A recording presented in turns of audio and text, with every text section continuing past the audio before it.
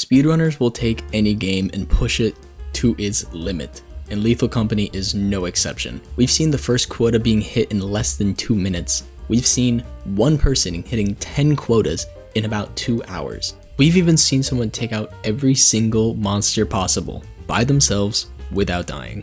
It's absurd what people do with Lethal Company, and speedrun.com has so many categories that you can choose to do almost anything. There's even some categories that haven't had submitted runs for yet, which means that there's so much more untapped speedrunning potential for Lethal Company. But today, I wanted to go over some of the more difficult or interesting runs that I found and I wanted to share with you guys. I want to start off with the tried and true classic, the 1 quota speedrun. Now, the first quota is only 130, but if you want to get a good time, you basically have to sell to the company after 1 day. And after the first day, the company only buys at about 50%, so you basically need double the 130. The glitchless and glitched runs do this in very similar ways. They start by going to assurance, making a specific jump before the ship even lands to get into the facility as fast as possible. Then, with 1 inventory full, they make it back to the ship, go back to the company, and sell. In order to get a good time here, you basically have to make it back to the ship in only 1 trip, so those 4 inventory slots better have some valuable items in them. Now, the only difference between the glitched and glitchless runs here is that the glitched run saves merely a couple seconds by clipping through the ship at the very start of the day. Now, the third subcategory is called beehives. This is the only category where you're actually allowed to use beehives to sell. So naturally, most of the good runs just go to Vow, grab 2 beehives as quickly as possible, and book it right back to the company in 1 day. Obviously, this requires some pretty good luck to have 2 beehives close to the ship and of decent value, so it probably takes a lot of attempts before you can get a good beehive run. Next on our list is the Slayer % speedrun, where you kill every single killable entity. Now, there's only 2 runs actually submitted to this category so far. One with 1 employee, and one with 2 employees. I want to talk about the 1 employee run because killing every single monster without dying by yourself is very impressive. Also, can we talk about how the runner's YouTube channel, Zoe, has some incredible thumbnails? Like, look at this. We got the Rip Bozo Thumper. We got Ball and Lethal Company Worker. It's just awesome. I love it. Anyways, the run starts with buying a shovel and a flashbang right off the rip. Just so you know, in most cases, you're going to need to go through quite a few in-game days before you can kill all the monsters. So our runner here not only has to go through and kill monsters without dying, but they also have to fulfill the quota by finding items, otherwise they won't even have enough time. The run starts on great pace, as Zoe kills the spider and the hoarding bug both on day 1.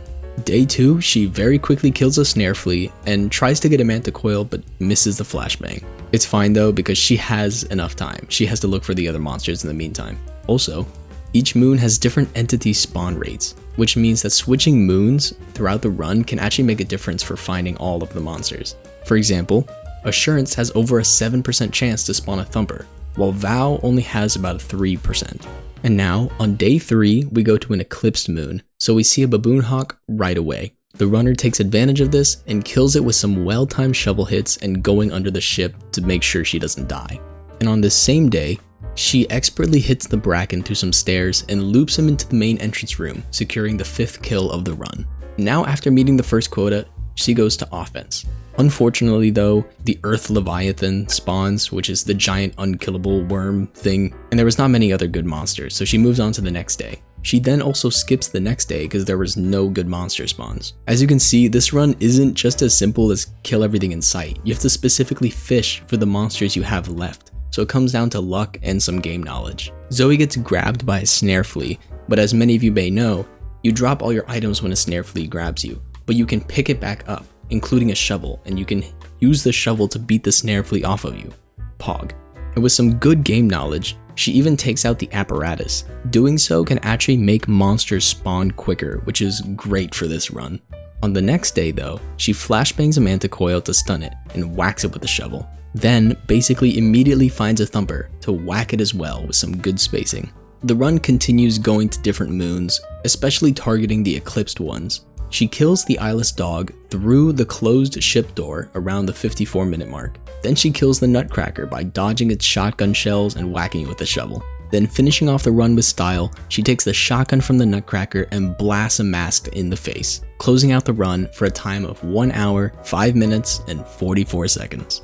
And now for one of my favorite speedruns you can do at Lethal Company. We're looking at the 1 quota glitchless, but with 4 employees, 4 players. As you may notice, the world record is 2 minutes and 26 seconds. The world record for 1 employee is 2 minutes and 22 seconds. So even with 4 times the manpower, they're still about the same time as the 1 quota speedrun. Now, why is this? Well, we saw in the 1 quota speedrun that they make it back to the ship in 1 trip. So how is more players gonna make any difference in this? Well, the 4-player speedrun could actually be faster for a couple reasons. One of the more obvious reasons is that the carrying capacity of all the items can be distributed along the 4 players, so they can bring it back to the ship a couple seconds faster, maybe.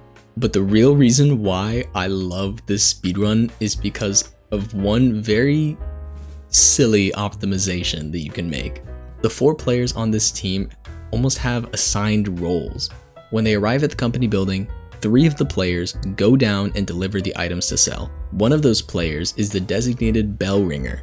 They ring the bell while the other 2 run back to the ship earlier. The 4th player stays in the ship in order to pull the lever to take off and finish the game at the first frame they possibly can. We're talking like seconds or maybe even milliseconds of optimization here, but that's just what makes it so funny to me. I love it.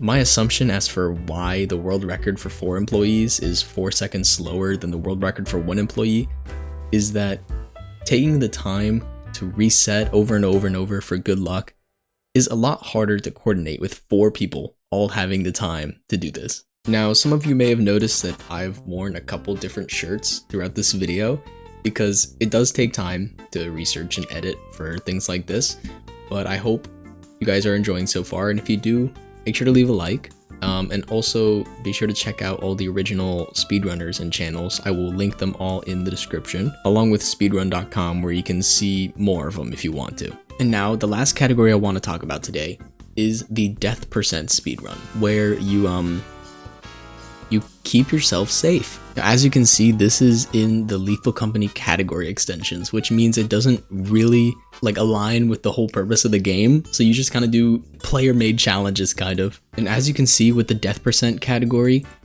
there is a subcategory for every single way of dying. For example, let's look at strangulation. We have 55 seconds. 14 days ago, someone died of strangulation. Let's take a look at this runner in specific, Aberin. Aberin has 6 death percent world records for Lethal Company. One of the more interesting ones is the crushing death. As you can see, he starts by going to Vow, and then immediately leaving. Makes sense, right? This is actually to fish for an eclipsed moon, which he gets on Vow again here. And so he clips out of the ship at the start of the run, and lands immediately on a giant to die. And so yeah, those were some of the more fun and interesting speedruns that I came across. And if you wanted to try speedrunning some Lethal Company categories yourself, it's really not too hard to get started. There's a guide on how to set up the timer on speedrun.com. There's a little guide tab, you'll see it. Okay, yeah, that's all from me. Goodbye, have a good day.